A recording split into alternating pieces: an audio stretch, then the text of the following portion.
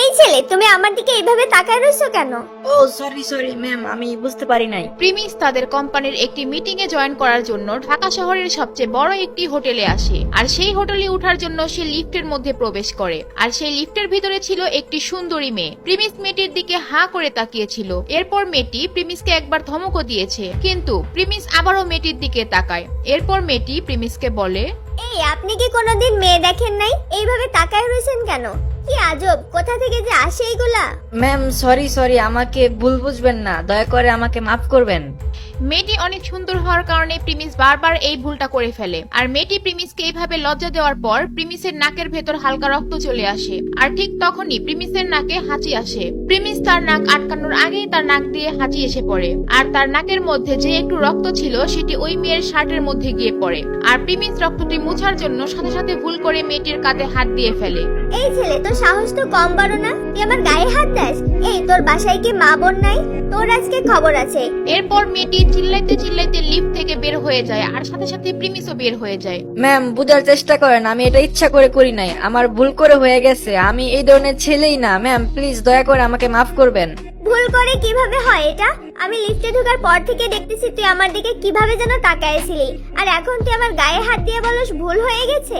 তোদের মতো ছেলেদের আমার ভালো করে চেনা আছে। আরে ম্যাম, আমি তো আপনাকে বললাম আমার ভুল হয়ে গেছে, আমি আসলে রক্তটা মুছতে গিয়ে ভুল করে ফেলছি। এরপর সেখানে সেই হোটেলের দুজন গার্ড এসে উপস্থিত হয় এবং তারা এসেই জিজ্ঞেস করে এখানে কি সমস্যা হয়েছে। আর সেই মেয়েটি বলে, এই ছেলেটি আমার সাথে ইভটিজিং করার চেষ্টা করতেছে। প্রথমে হেঁচি দিয়ে আমার শার্টের মধ্যে রক্ত লাগাইছে, তারপর ওই রক্ত মোছার বাহানা করে আমার গায়ে হাত দিছে। কিরে, তোর তো সাহস কম বড় না, মেয়েদের সাথে নোংরামি করতে যাস? এই, তোর এই হোটেলে ঢুকতে দিছে কে? আরে আপনার আমাকে যেমন ছেলে ভাবতেছেন আমি ওইরকম না, আমি ওনার কাছে একবার মাপও চাইছি। আর আমি এটা ইচ্ছা করে করিনি, আমার নাকের ভিতর রক্ত আসে, এর জন্য একটু ইচিং হয়েছিল। দ্যাটস ওয়াই আমার হেড চয়েসা পড়ে আর ওনার শার্টের মধ্যে রক্ত লেগে যায়। আর সেটা আমি তাড়াহুড়ো করে মুছতে গিয়ে ভুলবশত আমার হাত লেগে যায়।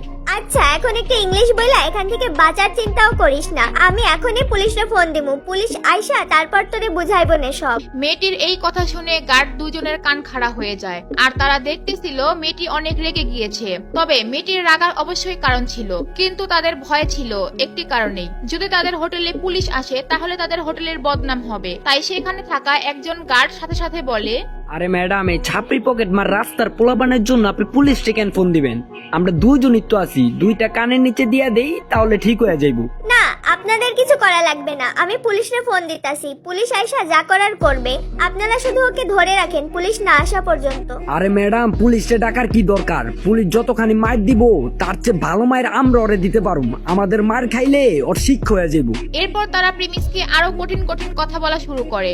আর যখন প্রিমিস বুঝতে পারে গার্ডগুলো তাকে মারতে আসবে, তখনই প্রিমিস বলে, না অনেক হয়েছে, আমি এতক্ষণ ধরে অনেক কথা সহ্য করছি, এইবার আমি পুলিশে ফোন দিব। পুলিশ আইসা যা করার করবে, দরকার পড়লে এই মামলা কোর্ট পর্যন্ত যাবে। আর আপনারা দুজন যদি এরপর আমার সাথে খারাপ ব্যবহার করতে আসেন বা আমার গায়ে হাত দেওয়ার চেষ্টা করেন, তাহলে আমি আপনাদের নামে মামলা করে দিব।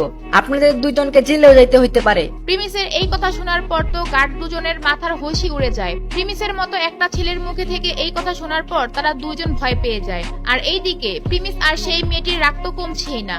এরপর তারা কি করবে বুঝে উঠতে পারে না, তাই হোটেলের ম্যানেজারকে ফোন দেওয়ার কথা চিন্তা করে। আর ওই সময় মেয়েটির ফোনে একটি কল আসে। হ্যালো স্যার, আমি আসতেছি, আমি খুব কাছাকাছি আছি। স্যার, একটু ঝামেলা হয়ে গেছে লিফটের মধ্যে, তাই আসতে দেরি হইতেছে। আমি এখনই আসতেছি স্যার।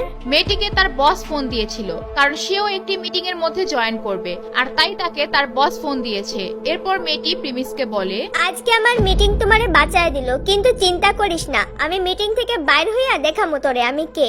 এরপর মেয়েটি তার ফোন দিয়ে প্রিমিসের একটি ছবি তোলে আর সেখান থেকে চলে যায়। আর এইদিকে প্রিমিসও তার মিটিং এ জয়েন করবে বলে সিকিউরিটি গার্ড দুইজনকে জিজ্ঞেস করে, এই 211 নাম্বার রুমটা কোন দিকে, আমাকে একটু তাড়াতাড়ি বলেন। আপনি 211 নাম্বার রুমে যাবেন? 211 নাম্বার রুমে তো বাংলাদেশের এক বড় কোম্পানির চৌধুরী গ্রুপের মিটিং আজকে, সেখানে নাকি তাদের বস আসবে। আপনি সেই রুমে যাবেন? হ্যাঁ, আমি ওই রুমে যাব। আপনারা আমাকে বলেন রুমটা কোন দিকে।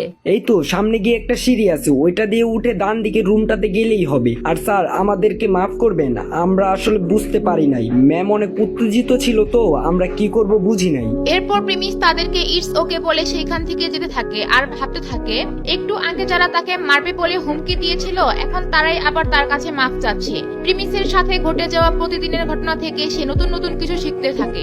টাকা আর ক্ষমতা যে মানুষকে অন্ধ করে দেয় সে এই জিনিসগুলা খুব কাছ থেকে উপলব্ধি করছিল। আর এইদিকে সেই মিটিং রুমের মধ্যে সবাই প্রিমিসের জন্য অপেক্ষা করছিল। আর সেই মিটিং রুমের গেটের সামনে দাঁড়িয়ে ছিল বারেক মিয়া। সে প্রিমিসের জন্য অপেক্ষা করছিল আর সবকিছুর খেয়াল রাখছিল। আর ঠিক সেই সময় ওই রুমের মধ্যে উপস্থিত হয় সেই মেয়েটি, যে মেয়েটির সাথে প্রিমিসের এত ঝামেলা হলো। স্যার সরি স্যার, একটু দেরি হয়ে গেল। লিফটের মধ্যে একটা বদমাইশ ছেলের জন্য লেট হয়ে গেছে স্যার। আচ্ছা, প্রেমিস চৌধুরী কি এখনো আসছে এখানে? যেই প্রিমিসের সাথে লিফটের মধ্যে এত ঝামেলা করলো, এত অপমান করলো, সেই প্রিমিসের পরিচয় যখন মেয়েটি পাবে তখন সে জানতে পারবে প্রিমিস চৌধুরী তার বসেরও বস। তখন কি হবে, মেয়েটি কি করবে তখন, সেগুলো জানতে চাইলে অবশ্যই দিবস গেমিং এর ইউটিউব চ্যানেল সাবস্ক্রাইব করে রাখেন। আর দিবস গেমিং এর এই কার্টুন ভিডিওগুলো আপনারা কবে থেকে দেখেন বা দিবস গেমিং কে কবে থেকে চিনেন সেটা কমেন্ট করে অবশ্যই জানাবেন। আজকের ভিডিওতে 5000 কমেন্ট আসলে পরের ভিডিওটি তাড়াতাড়ি পাবেন।